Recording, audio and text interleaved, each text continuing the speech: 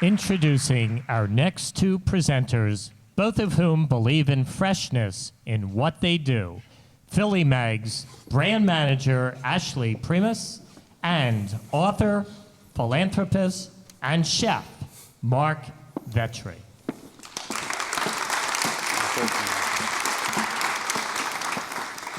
1957. On the table. Hello, everybody. So I first have to admit to everybody that I think Marc and I can officially take our show on the road. This is the third time we've done a Q&A together. The first two times were for both of his cookbooks at the Free Library. At the library, yeah. So we're talking about something a little bit different today, but Yes. I just wanted to admit to everyone that we're like... We have a little bit of a history together. Yes, so to speak. exactly. So Marc Vetri, I'm sure many of you already know who he is if you eat out in any capacity in Philadelphia.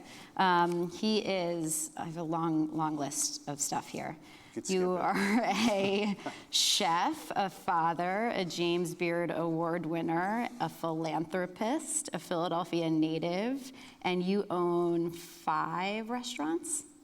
6 as of next November the 18th. So you're opening... We're opening up the Osteria Gotcha. on the 18th. 6. New So Jersey. I think that's probably a good place to start because it shows that you are a man who is many things and obviously a man who's really busy. So today we want to talk about Marc's creative process. So now that I've listed off all of the things that you do, I guess the natural place to start is when you're being so busy and you're growing your business so much, how do you stay grounded and creative? I have no idea.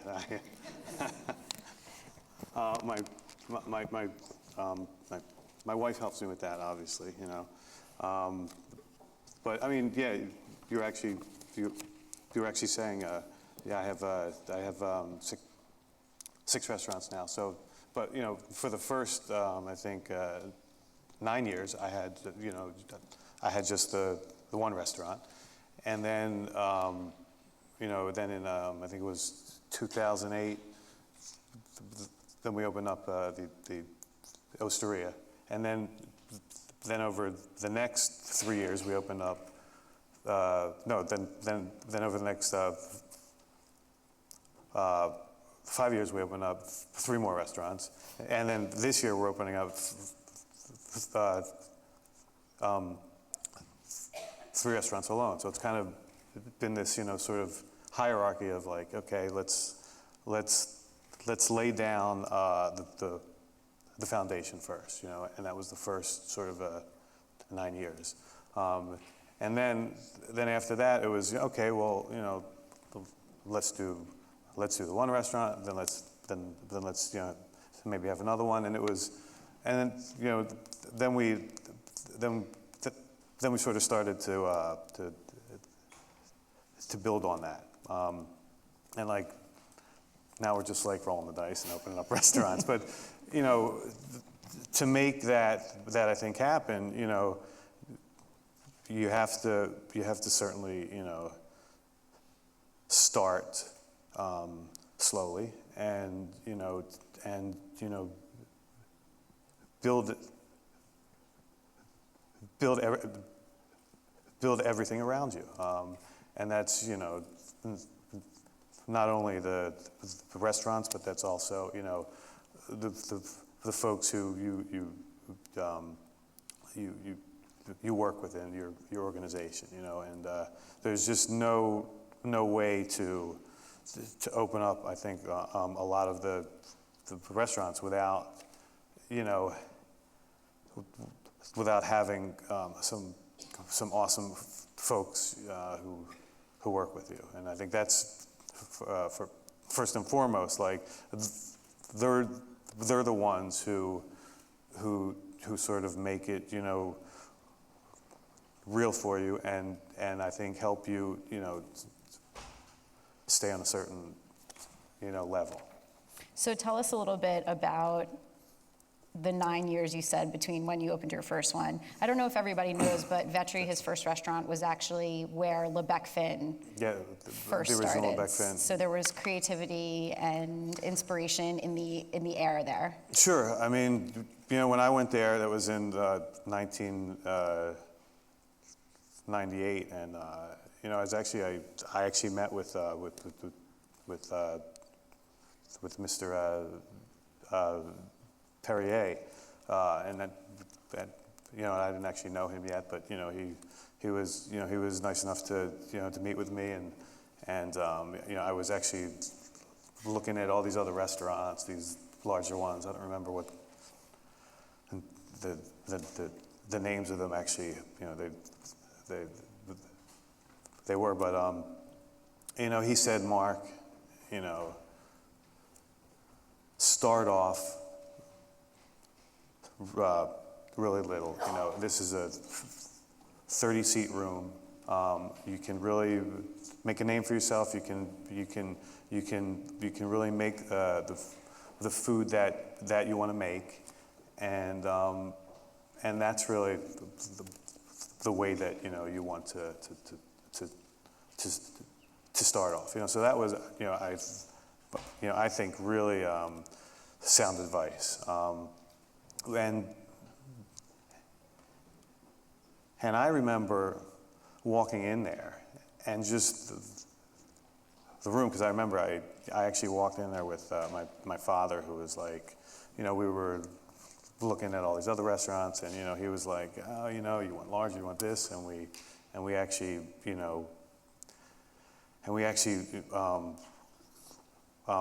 walked in there, and my face like lit up, and I was just like, oh my God, this is it, and I think he was like, this is all right, it's little, you don't want to do this. This is Thanks, Dad. And then I walked into the back, and I was like, oh my God, this is it.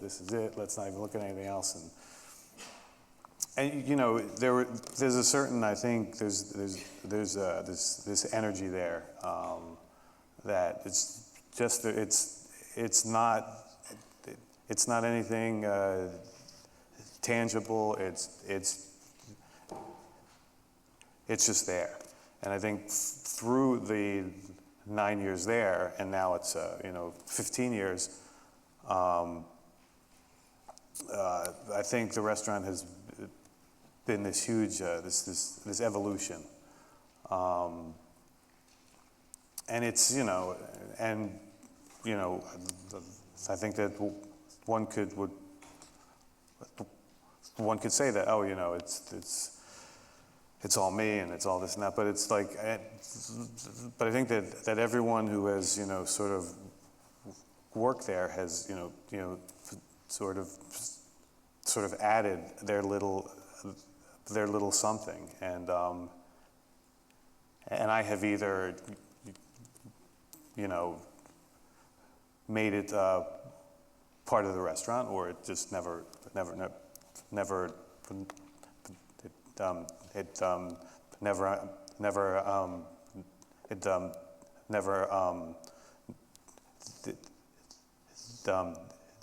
didn't amount to anything. But I think everyone has sort of had a part in the evolution of the restaurant.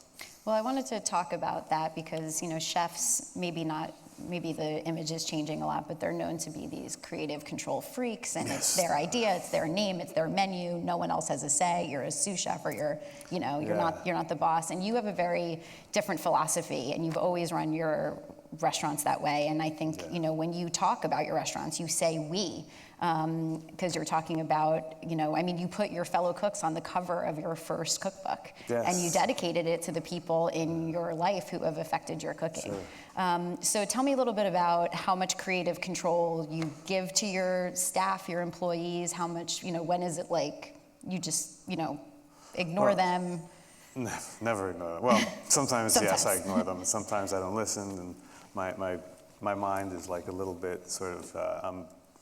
I'm very, very, very, very, very ADD all the time, But I think that's a whole thing.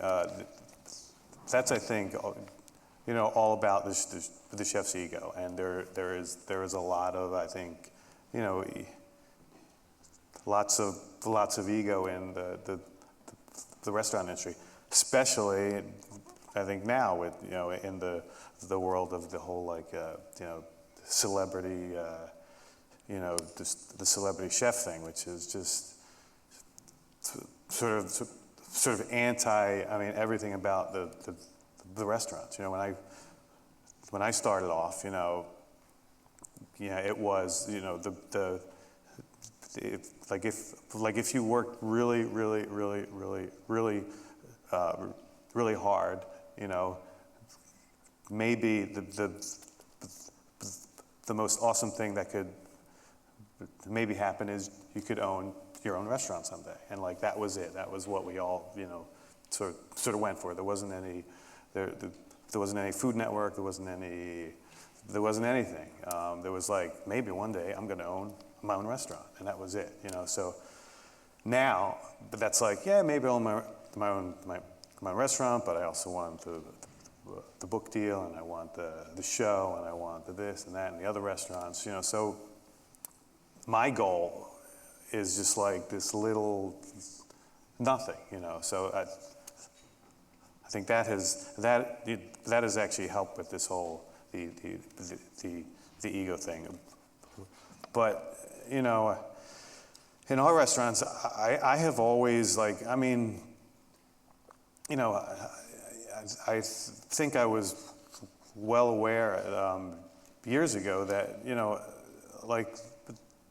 this is not food that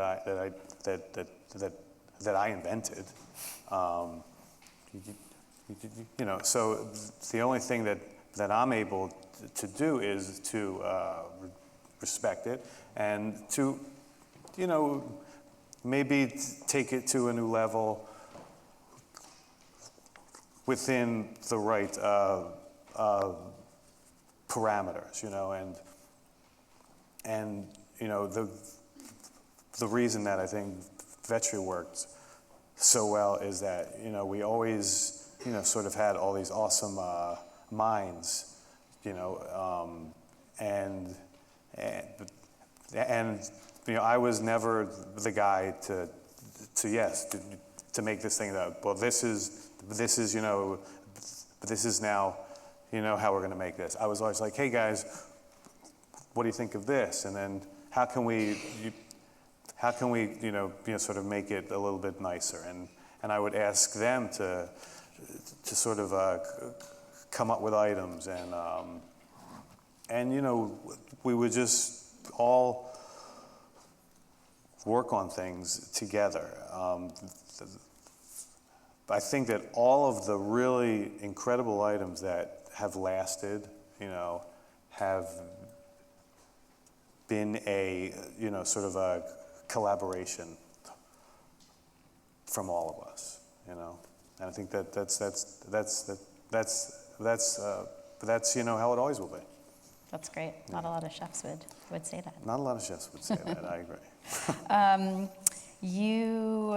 You only are able to grow and succeed in part because you have a non-creative side of you, which is you know how to run a business, or you know how to get people who know how to run a business. I'm not quite sure yet. Well, I haven't quite figured you out. I definitely surround myself with folks who are like-minded,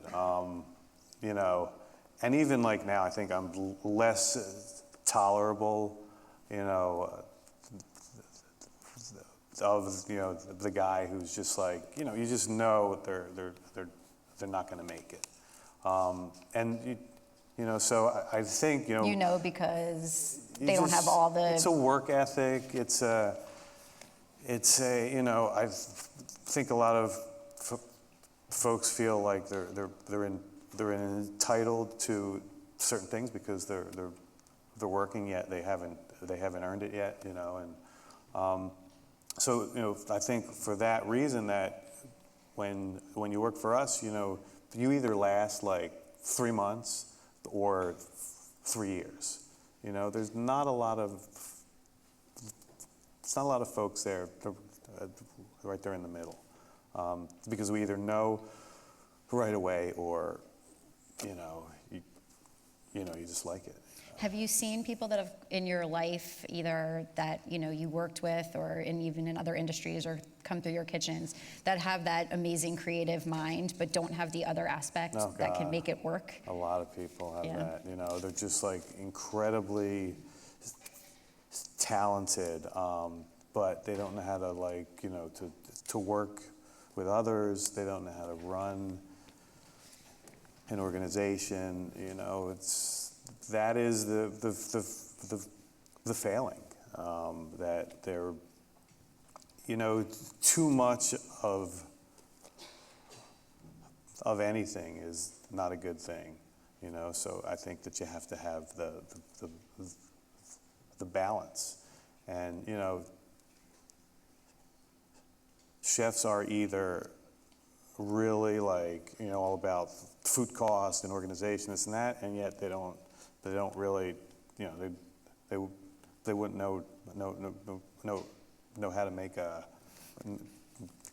an egg, or they're just incredibly, just amazing with food, but their labor cost, food cost, or it's a mess, and the restaurant will eventually, go out of business. So Right. to have a balanced combination, I think, it's an important thing. So with all of the stuff that you do, how do you make time to make sure you're centered and balanced, so you have a clear mind to be creative? I mean, I know you yoga love the and arts, you do yoga. What other things do you sort of do? I mean, is there a person, is there a vibe, is there something in town someplace you go? I do jujitsu, I do yoga, I basically wrestle men to get all of my frustration out all the time. And that works pretty well, I just... I mean, is it harder as you are doing more and more? I mean, you went from the one place to you're almost multiplying every year. It is harder, but I have noticed that, number one, I've been reading a lot, more lately, not like novels and stuff, because I can't read a novel. I can just go see the movie and you're in and out in an hour and a half. But I've been reading a lot of leadership books and self-help books and things like that have been really sort of helping with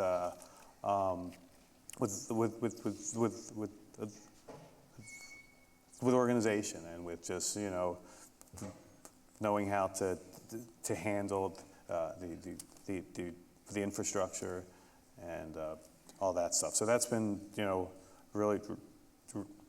really helpful. And then being a father is obviously very helpful. You have to have a lot of patience and so that's also, I think, been invaluable. Well, that's a good segue for me, because I was going to end on a question about inspiring kids and their next generation. A lot of the things that we've talked about today and that we talk about in our November cover story is sort of with our educational system, how do you teach kids creativity and leadership skills and to think outside of the box and to forge a path? Well, you always had said that you never were going to work for the man. You were always going to do your own thing. It's something your father taught you. Yes. Yes. So how do remember you... that. I do remember it. I told you this is... I know. It's our third time. Not our first rodeo. So how do you, is that something on the top of your mind to teach your children, and how do you sort of do that? It always is, and I'm always, my oldest, he's 7, and I'm always talking to him now about leadership and to watch over your siblings. You're the oldest, when you're at school, when he comes home, I always ask him hey, tell me 3 things that you did this afternoon, and he's always whining about it. I'm like, come on, tell me 3 things. But now it's he walks in the house and he's like, okay, Dad, I did this and this and this today. So, you know, I think it's, you know, sort of forcing their hand, but then also staying out of their way, you know, to let them sort of, to let them flourish as they will. And I'm sure spending some time in the kitchen with your dad. That's then. always fun. Yeah. Flour everywhere. All right, well, thanks so much, Marc. I Thank really you. appreciate it. My Take care. pleasure.